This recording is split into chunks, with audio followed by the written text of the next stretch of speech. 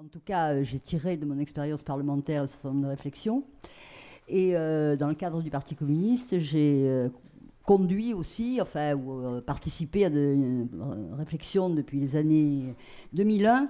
Vous voyez, ça remonte à loin, où effectivement la question d'abord d'un changement de république était déjà là dans ce travail de l'époque, vous voyez, bien avant la France insoumise. Et d'ailleurs, c'était à partir d'un texte qui s'appelait « Pour une démocratisation permanente de la République », c'est-à-dire qui donnait l'idée d'un processus. Parce que c'est bien sûr, la Constitution ne peut pas se réformer, ne peut pas se réformer. Si, dans les textes actuels, elle se réforme, elle peut se réformer par le Parlement. Mais je veux dire, bouleverser les institutions aujourd'hui totalement antidémocratiques, qui n'ont fait que se conforter par les réformettes qu'on a eues depuis le coup d'État institutionnel de 58, toutes les réformettes habillées évidemment, pour permettre aux citoyens de pas trop, finalement, de l'accepter, elles ont consisté à toujours renforcer ce caractère antidémocratique. Donc, en abaissant le Parlement, en renforçant l'exécutif, en n'accordant aucun droit ni pouvoir aux citoyens. Il faut voir que depuis 81, il n'y a eu aucun droit nouveau pour les citoyens et les salariés et les citoyens salariés. Vous voyez, donc tout ça fait que ce caractère antidémocratique, il n'a fait que se renforcer. Alors évidemment, comment peut se faire un bouleversement? D'abord, moi aussi, je vais me référer à 1793, parce que la gauche s'est beaucoup inspirée de cette constitution morte-née, hélas. Enfin bon, on ne fait pas l'histoire. Parce que l'article 28 du préambule disait « Un peuple a toujours le droit de revoir, de réformer et de changer sa constitution. Une génération ne peut assujettir à ses lois les générations futures. » Ça, c'est une très belle affirmation. Malheureusement, personne ne s'y réfère aujourd'hui, puisque qui va convoquer une constituante? Peut-être quelqu'un qui accéderait au pouvoir prochainement, mais ce n'est pas encore inscrit. Par contre, il est clair que dans le pays, chez les gens eux-mêmes, s'exprime une nécessité de transformer les institutions en les rendant beaucoup plus démocratiques.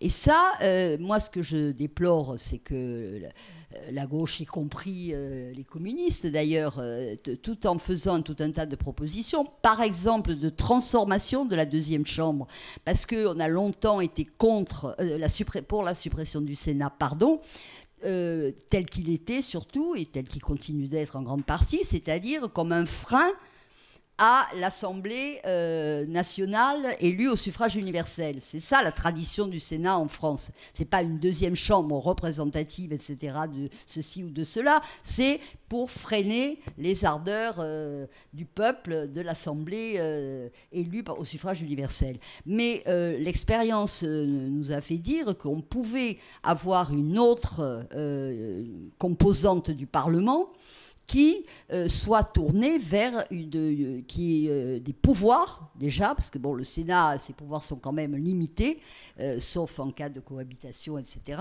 Mais donc, de majorité distincte, mais donc qui pourrait avoir une autre représentation, donc soit représentative vraiment des territoires décentralisés, soit représentation par exemple des citoyens, des assemblées citoyennes de base que nous proposons aussi depuis très longtemps, sans savoir trop comment faire, mais en tout cas on les propose, vous voyez, et qu'il y ait des pouvoirs, c'est-à-dire qu'ils puissent empêcher que tel dispositif législatif aille jusqu'au bout.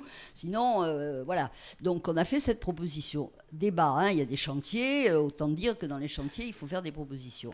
Mais ce que je veux dire, et puis je vais m'en arrêter là parce que j'ai liquidé tout ce que je voulais dire au départ, vu que, c'est que Je disais, les citoyens, ils essaient des choses et ils demandent plus d'autonomie, ils demandent à s'autogérer dans certains cas. Ils créent des collectifs. Par exemple, il s'est créé des collectifs pour venir en aide aux réfugiés contre le pouvoir. Vous voyez, parce que le pouvoir actuel, il est contre, évidemment, puisqu'il veut se débarrasser des réfugiés. Il y a des collectifs citoyens. Ils n'ont pas attendu que la Constitution leur en donne le pouvoir et que les partis politiques leur disent de le faire. Ils le font. Ensuite, il y a eu des trucs comme Nuit debout, les gens se sont mis à parler politique, alors qu'on disait ils sont complètement dépolitisés, ce que je ne crois absolument pas. Mais, vous voyez, sans qu'on leur dise, il fallait le faire.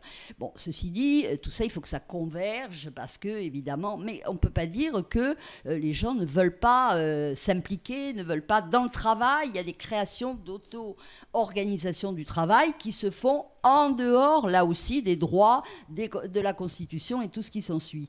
Et donc, je crois que ce qu'il faudrait avoir la modestie de voir, c'est qu'on ne détient pas tout, loin de là, et que si on ne prend pas en compte vraiment ce qui se passe dans la réalité pour essayer de passer d'un système tel qu'il est aujourd'hui et qui est bloquant, pour la bonne raison qu'évidemment, il est conçu pour donner tout le pouvoir à l'oligarchie politico-financière, c'est tout. Et ça, De Gaulle était déjà dans cette logique, et le libéralisme galopant a été de plus en plus dans cette logique, que Macron incarne parfaitement, avec l'air neuf. Mais il incarne parfaitement. Et ceux qui l'a fait élire l'incarnent aussi partiellement les uns et les autres.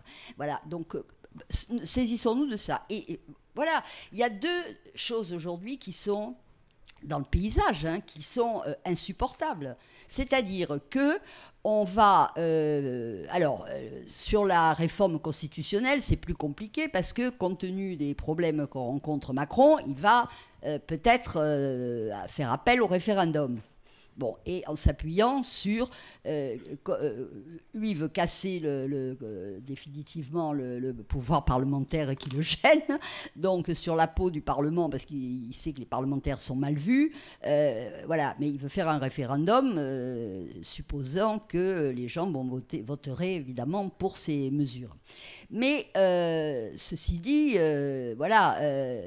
faire des modifications de cette sorte sans référendum, sans que les gens aient à se prononcer, c'est-à-dire sans débat public, c'est de toute façon catastrophique.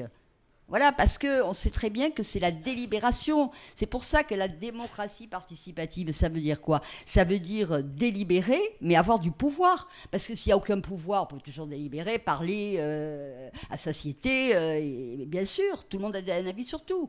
Contradictoire d'ailleurs, souvent.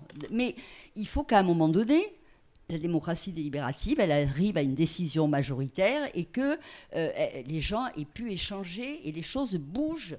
Rappelez-vous 2005. 2005, là, le référendum, il a été évidemment décidé par le président de la République, puisqu'il n'y a pas d'autre possibilité aujourd'hui en France. Mais au départ, pourquoi il a été décidé? Parce qu'il était évident qu'en 2005, ça serait oui. Ça serait un débat, oui à l'Europe, non à l'Europe, et que le résultat serait oui. À gauche, c'était très compliqué. Ceci dit, il y a quand même tous les gens à gauche qui ne voulaient pas du traité constitutionnel se sont rassemblés, et du rassemblement et du débat public qui a duré assez longtemps, il est ressorti un vote à l'inverse de ce qui était prévu au départ, ce qui a été d'ailleurs évidemment insupportable, donc personne n'en a tenu compte et du coup on n'a plus bougé. Et on n'a même pas fait une campagne pour un référendum sur le traité de Lisbonne. Aujourd'hui, il y a deux questions. Il y a la réforme constitutionnelle, c'est vraiment mon dernier mot. Et le deuxième, c'est la SNCF. On considère que les services publics sont vraiment un pilier de cette République. Ils en ont pris des coups, des coups et des coups. Ceci dit, ils sont dans la Constitution. Et ceci dit, il est possible d'avoir un référendum sur les services publics. Ce n'est pas sur tous les sujets qu'on peut faire un référendum en France, mais ça existe. Le référendum peut, quand on touche au service public, voilà, on a gardé quand même ça, c'est que ça touche au plus profond de l'égalité, de la solidarité, de notre paquet en quelque sorte démocratique. Bah, écoutez, si on ne mène pas une bataille pour qu'il y ait un vrai débat public sur l'avenir de la SNCF, c'est-à-dire qui plonge profond dans la population, et pour que les contradictions que les gens expriment, par exemple, ils seraient tout prêts à brader le statut, mais ils veulent un service public qui les mène partout en train chez eux. Bah, écoutez, quand même, c'est une totale contradiction. Donc, est-ce que le débat ne pourrait pas arriver à résoudre cette contradiction et dire qu'il ne peut pas y avoir de service public sans des agents qui ont un statut public? Vous voyez, c'est banal de dire ça.